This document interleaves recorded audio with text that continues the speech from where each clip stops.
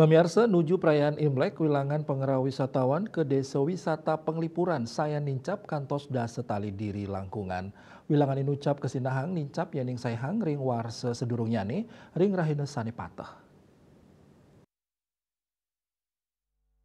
General Manager Desa Wisata Penglipuran Iwayan Sumiarse Daweg Some, 17 Januari mausang yening sayang ring data warsa kali tali 24 ring bulan Februari nuju Imlek wilangan pengeroh wisatawan kalau punika kantos kutus tali diri. Nanging nuju Imlek warsa kali tali selai, tigang rahina sedurung Imlek pengerah wisatawan ke Desa Wisata Penglipuran sampun dase tali diri. Wisatawan sanerau kantun akehan wisatawan Nusantara.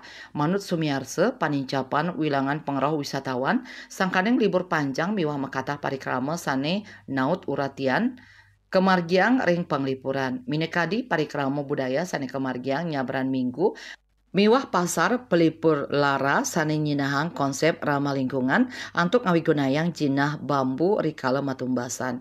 Nuju puncak perayaan Imlek Desa Wisata Penglipuran Talor sampun nyakayang perikrama budaya merupa sesolan barong landung saning nyarengang iwana Desa Adat Penglipuran. Sesolan inucap keabtiang Presiden Ngawi ramia kahanan perayaan Imlek miwah ngijan pengalaman saning ngulangunin majang para wisatawan.